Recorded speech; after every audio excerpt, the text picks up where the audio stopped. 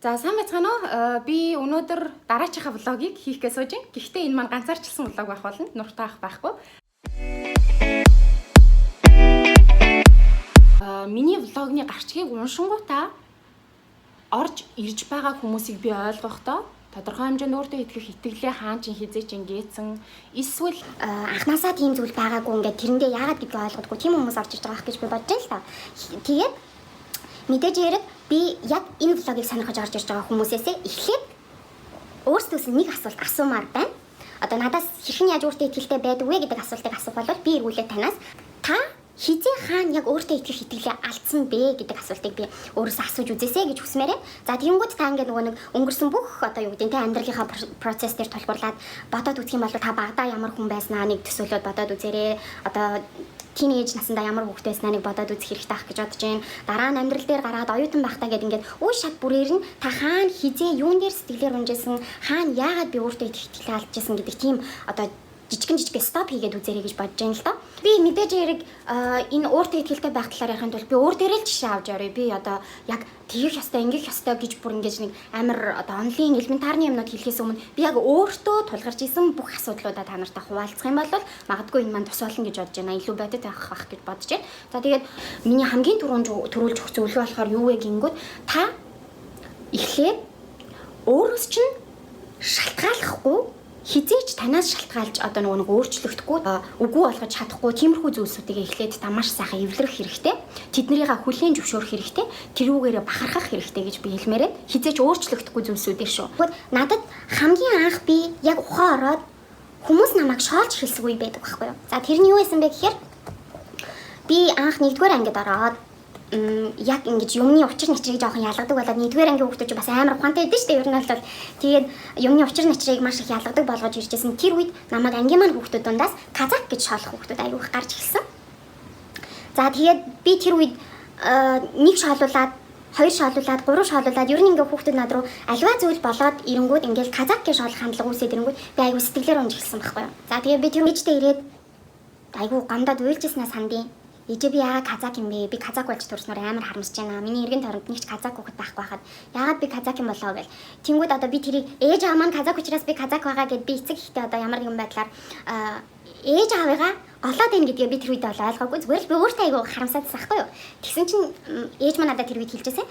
Чи яагаад энд ингэж тэгж амар ач холбогдол өгж гомдож уйлаад байгаа юм бэ миний охин? Хэрвээ чи хүүхдүүд чамайг казак гэж шоолох юм бол чи харин тэрүүгээр бахархах хэрэгтэй. Чи ингээ өөрийгөө тэрэн дээр айгу бат итгэлтэйгээр казак гэдэг маань үнэн болохоор наа чи намайг нэг шоолоод өвтгөөд ах зүйл биш байна. Чи ялагдлаа гэсэн санааг өгөө гэд надад тэгжсэн байхгүй юу. Тэгээ би тэрнээс хойш тэр өдөр ингээ ээж маань надад тэр үедээ арга дунгуй биш ерөнхийдөө жоохон загнангуй хэлжсэн.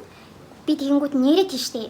Яагаад би өөрөө казак үйж намайг хүүхэд казак гэж хэлэнгүүт нь би ингээд хичээд байгаа юм болоо гэд гайхаад тэгээ жоохон ч гэсэн тэрийг айгу шууд ойлгонгуй та маргаашнаас нь эхлээд ямарваа нэгэн зүйл болж эхлэнгүүт юу яаж гэсэн байхгүй юу би хүүхдүүд намайг казак гэж шоолонгот би тийштэй би казак штэ гэж ерөөсөө нэг ач холбогдлохгүй болцсон. Яг энэ зарчмаа би өдийг хүртэл барьж ирдэг хүмүүс над руу казак гэдэг дайралт хийх юм бол би яагаад над руу казак байгаад мань дайралт хийгээд байгааг би одоо л ойлгодоггүй.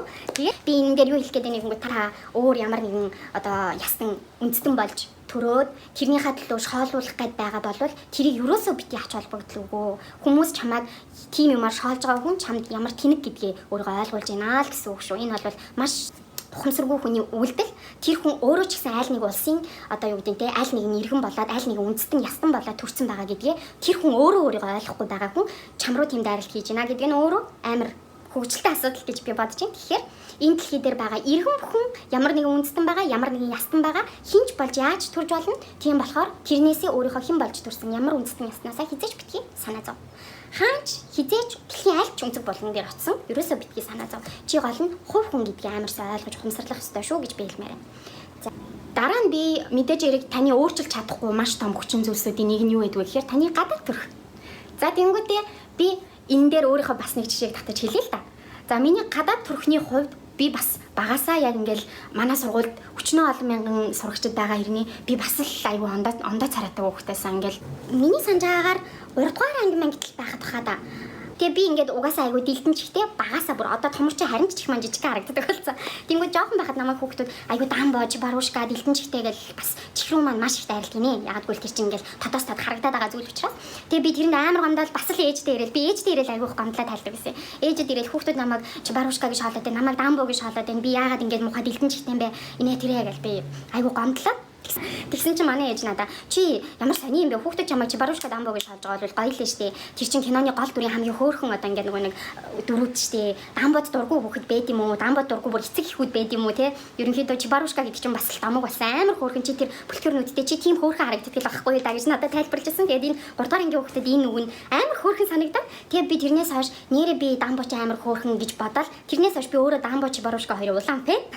Тэгээд анхны авсан тэр онцгой хочуудыг ээж маань одоо тэр үед онцгой гэж бацсан очуудыг маань ээж маань надад хичнээн гоё хоч болохыг тайлбарлаж хэлсний улмаас би өөрийнхөө чихэнд бүр тэр тусмаа одоо өөрийнхөө дэлгэн чихэнд айгуу дуртай болсон байгаа. Одоо тэгээд дэлгэн чих одоо сүүлийн үед хараад байхад бас модонд ороод ах шиг л байлаа. Ер нь бол дэлгэн байх айгуу гоё санагддаг. За тэгээд хоёрдугаар миний гадаад төрхний дайралт болохоор миний хамар бол ирүү рүү орж ирж исэн. За тэгээ энэ нь болохоор нэг хүүхдүүдтэй ингээл хэрэлдэж ангуу том хамартай байж гэж ороод ирнэ. Тэгээ яагаад заавал том хамрыг маань ярьж орж ирдэг байсан мэдгүй. Хүн нөгөө муудалцаад ялагдаад ирэхээр хүний сул тал болж харагдаж байгаа юм шиг зөвлөд рүү амар дайралт хийдэг байгаа байхгүй. Тэгээ би том тэр чинь бүр том 6 дугаар анги та. Би бүр энийг сайн санаж байна. Ангид ээж дээр ярил галтгооныхоо ширээн дээр суучаал ээж нь гурил зурж ахт нь хэлжсэн. Ээжээ би том болоод юусаа хаалгаанд орохоор шийдсэн. Би юусаа л гоо сайхны хаалгаанд орно. За тэгээ би том болоод би өөрөө мөнгө цуглуулж агаад би хамраа засуулна. Тэгээ би ирүүгээ засуулна. Гомдлоод хэлж байгаа. Тэгээ ээжэд гомдлоо хэлсэн чи ээж за гүлээ минь. Ээж амар ууралсан. Ууртаагаар хэлсэн надад тэр. За гүлээ минь. Ер нь бол тэгэл хүн бурхан ингээл хүнд бүх юмын сайханд харуулад өгсөн байдаг. Хүн анханаас нь төрөхөд бүх юм нь яг л өөртөө зориулагдаж би болсон байдаг. За тэгээ нэгдүгээр гэх юм бол чи одоо би чам дээр л жишээ татъя л да. Чи хамраа өөрчилж л доо. Тэгвэл чиний хацар чинь чамд том санагдана. Тэгээд чи хацраа багасхыг хүснэ. Тэгээд амар олон юм хэлээ. Тэгж чи бүх юмаа янзалж агаад чихээ жижигсгээд энийгаач жижигсэх хэрэгтэй болоод ингээд ирэнгүүт чамд том толгооноос өөр юм байха болно гэж надад хэлсэн байхгүй. Чиний яг одоо байгаа том хамар, том хазар, том чихтэй юу эдийн том нүд бүх юм чинь яг л ингээ хэмжээгээрээ чамд ингээ өгдлөрөө цаанаасаа гоё юм зураг цэцлээд өгсөн байгаа гэдэг тийм санаа хэлээ. Тэнгүүд нь би тэр үедээ ээжийг амар сүрс та юусаа ойлгохгүй байна. Та юусаа ийм байна гэж би ээжтэй амар гомдчихсэн. Гэхдээ яг ээжтэй тэгэж ярьсныхаа дараа би дотроо боцсаахгүй. Нэрээ би ганцхан том толгойтой үлдчихвэл ямар тийг харагдах болоо гэж бодоод тэгээ би байны өрөөрөө оронгуудаа өөрийнхөө хамрыг аягүй сайн ажиглаа. Нүдийг аягүй сайн анзаараад, хацрынхаа ингээ харцааг хараад, бүх юмнуудыг хараад эцсийн дүгнэлт нь тэмээ би амар перфект юм байна гэдэг бодлоотой төрчихсэн. Би тэр цагаас эхлээд би өөрийнхөө царайнд бүр амар дуртай болчихсон. Бүр аягүй хайртай. Тэгээд өдийг хүртэл надад тийм тохиолдлууд гардаг. Ямар сонин царайтай юм бэ? Царай муутай охин биш үү? Том амартай маа, ирүүн онцгүй маа, дэлдэн юм аа гэдэг тиймэрхүү хандлагууд надад стил гарсараа л байгаа. Гэхдээ гол нь та өөрийгөө хөөрхөн гэж итгэж хахад бусад хүмүүс таныг хөөрхөн гэж бодохгүй байх чухал биш ээ гэж би хэлмээр байна. Энэ бол эдгээр өөрчлөгдөхгүй зүйлсүүд бол таны өөртөө итгэлгүй байх шалтгаан ч байж болохгүй гэдгийг л аягуулсаа ойлгоод өөртөө маш их итгэлтэй байгаарай. Ямар айлын хүүхэд болж төрсөн, ямар улсад төрсөн, ямар үндэстэн болж төрсөн, ямар гадаад төрхтэй хэр өндөр вэ, намхан бэ те. Энэ бүхэн чинь таныг юусоо амьдрал хүл алдах чинь оролцоотой байж болохгүй гэсэн үг шүү. Тэгээд та өөрөө энэ бүгдийгээ өөрөө өөртөө л итгэл энэ бүхнийрээ бахархаж чадах юм бол бусад хүмүүс ч гэсэн таны энэ байдлыг маш ихээр хүндэлж хардаг болно. Одоо мэдээж яриг танаас шалтгааллах өөрчлөлт хүчин зүйлсүүд гэж байгаа. Эдгээр зүйлсүүд маань таныг өөртөө итгэлтэй болгодог зүйлсүүдэд би юуг оруулах вэ гэвэл би хамгийн түрүүнд би найзуудыг оруулмаар байна.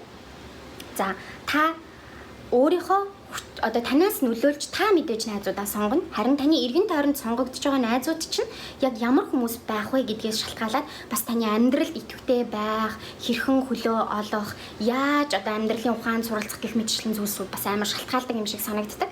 Тэнгүүтээ би бодохдоо бол найз нөхдөд бол тгий сонгодог. Надтай айгу шудраг харцаж чаддаг. Тийм хүмүүсийг би найз нөхдөөрөө сонгодог гэж боддог. Ер нь бол тэгээ би амьдрал дээр бол манай найз охтууд аягүй л ааштай охтууд идэв шүү дээ. Бүгдээрээ л бодол саналаа чөлөөтэй илэрхийлждэг. Би чадахгүй бол чадахгүй, хийн бол хийн, үгүй бол үгүй, чиний наад зам чинь болохгүй байх, чиний эн чинь бүтэхгүй байх гэх мэтчлэн те. Ерөнхийдөө ингээд шулуухан хатгаад хэлждэг тийм найзуудтай. Тэгээд ийм найзуудтай байхын гэхдээ мэдээж хэрэг ингээд шулуухан хатгаад хэлждэг боловч тэрнийхээ цаана маш их юм одоо нөгөө намайг пуш хийсэн те, намайг үрдсэн, намайг ингээд одоо зоригжуулсан тийм хүмүүс байдیں۔ Тэгэхээр чиний сул талыг чи өөгшүүлээд чамтай хамт гутраад гониглаад явах хүн биш, чамайг хурцлах одоо дээшлүүлэх те ерөнхийдөө ийм түлхэц болж өгөх тиймэрхүү хүнийг чи найзаараа сонгох нь айгүй зөв шийдэл гэж бодож байна. Энэ бас хүнийг амьдралдаа итгэлтэй байхад маш ихээр нөлөөлдөг байгаа. За тэгээд бас таны өөрийн чинь одоо нэг өөрчлөх бүрэн боломжтой нэг зүйл бол таны жин. Гэхдээ танаас шалтгаалдаг зүйлсүүдийн нэг жин байгаа тийм үү? За тэгэнгүүт жингийн хувьд болохоор хүмүүс эмэгтэйчүүд айгүйх сэтгэлээр ундгаа би тарган байна, би туранхай байна гэдэг. Тэгэнгүүт миний хувьд энэ бас айгүйх яг тохиолдож байсан. Одоо нөгөө миний бие физиологийн шалтгаанаас болоод би таргалах явц надад үүссэн байхгүй юу?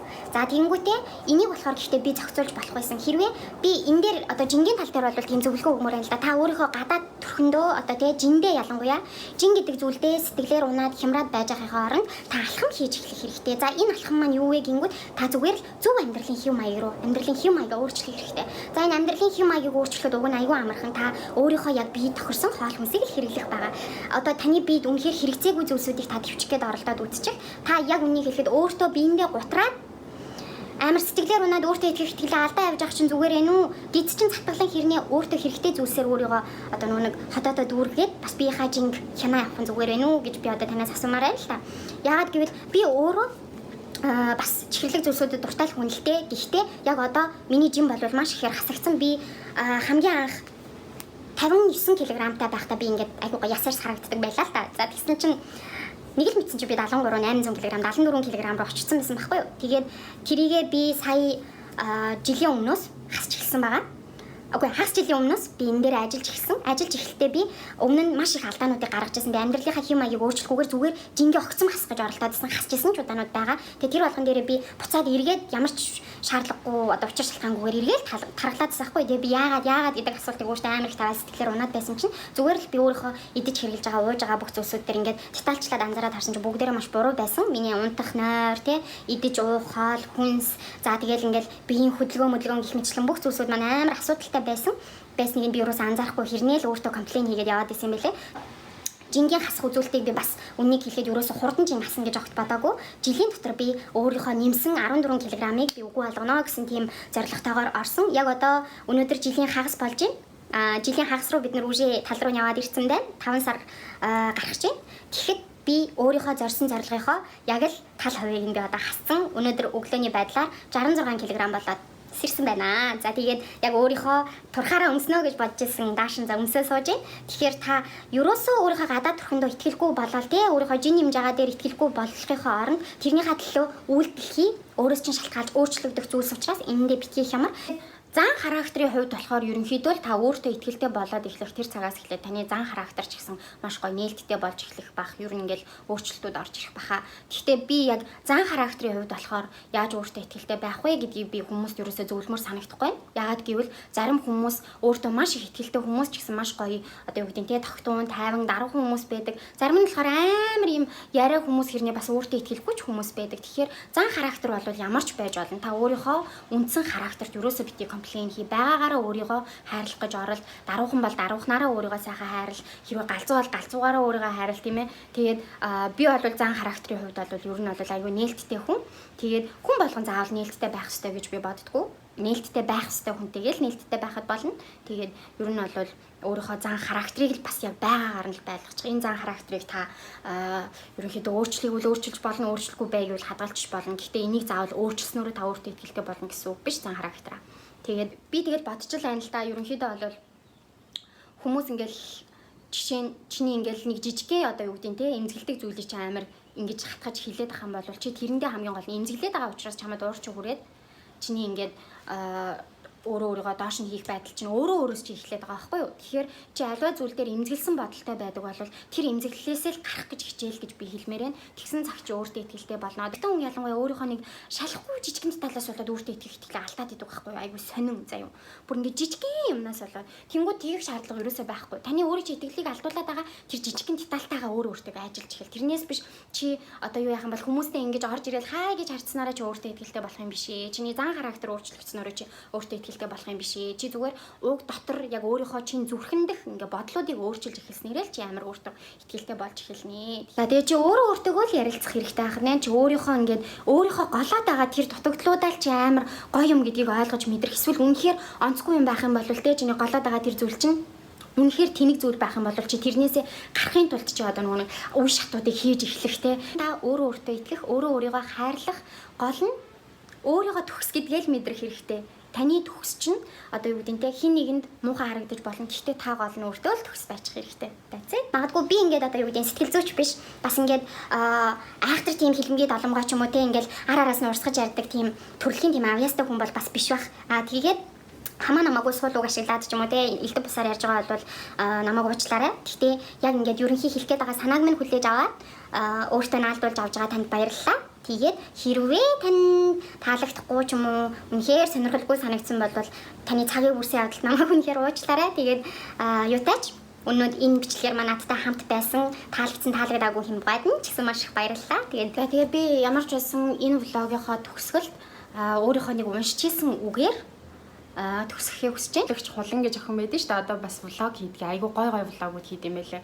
Тэгээд хулангийн Facebook-ээс Instagram-аас олж уншижсэн үг болохоор жаахан л хичээвэл жаахан л амжилт гаргах бах та гэсэн нэг тийм үг байсан байхгүй юу. Тэгээ би энэ үгийг та нартай хэлмээр байна.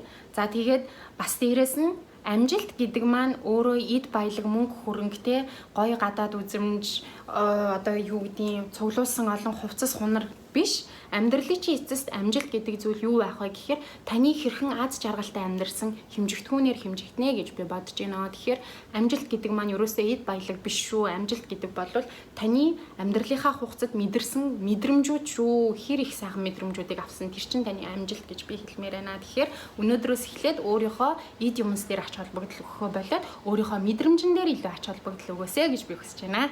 За тэгээд өнөөдрийг хамтдаа энэ влогоор өнгөрөөсөн та бүхэнд маш их баярлалаа.